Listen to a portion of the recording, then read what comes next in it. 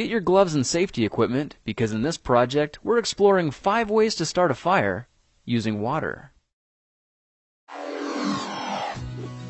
Grab an old light bulb and chisel out the bottom so you can see down inside. Now pour in a bit of hot water, and when you shake it vigorously, you'll notice the white coating washes right out. After you've rinsed it a couple of times, you should have a crystal clear bulb like this. Fill the light bulb with water, cap the bottom with a balloon, and voila! You've just created a makeshift magnifying glass. Go ahead and use your liquid light bulb to focus the sunlight on a piece of newspaper. It should start smoking immediately, and just a minute later, burst into flames. Find a small dish and line it with plastic wrap in a way that takes the shape of the bowl. You can add water until the bowl is nearly full and gather each of the plastic corners at the top. This will form a little liquid pouch, and by twisting the corners together, you can seal the water inside. You've just formed a clear liquid sphere that fits in the palm of your hand. Now put the sun behind you and focus the light on a dark piece of paper. Your tinder should start smoking within seconds, and when enough embers have collected inside, you'll soon have your fire. Take a picture frame and cover it with a layer of plastic wrap, then suspend it on something a couple of feet off the ground.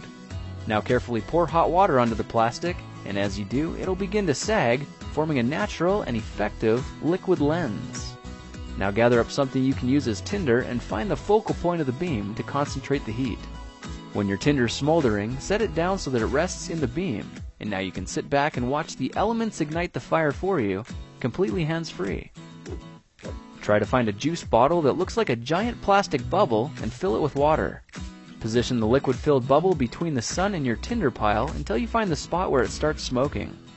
Hold everything steady so the heat will continue to build, then add something like dried grass to help you lift the pile up and blow the smoldering embers into a flame.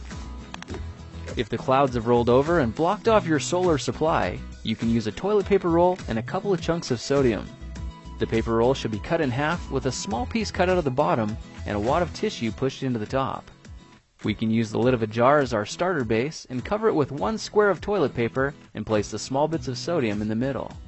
The paper roll sits over top, followed by a heavier gauge kindling like a bunch of straw or dried grass. Now carefully pour a tablespoon of water into the base and run away. In just a couple of seconds, a little flame shoots out, igniting the kindling on top. You can see how this would stoke a blazing fire in just a matter of seconds.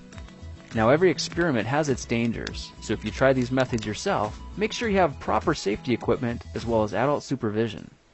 Well, now you know 5 ways to use water to start a fire. If you like this project, perhaps you'll like some of my others. Check them out at thekingofrandom.com.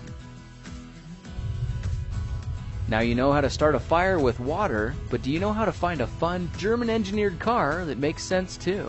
You might think it's impossible, but it's not anymore. Check out my friends at Volkswagen, who are a huge support for this video. All their new cars come with no-charge scheduled maintenance for 2 years or 24,000 miles.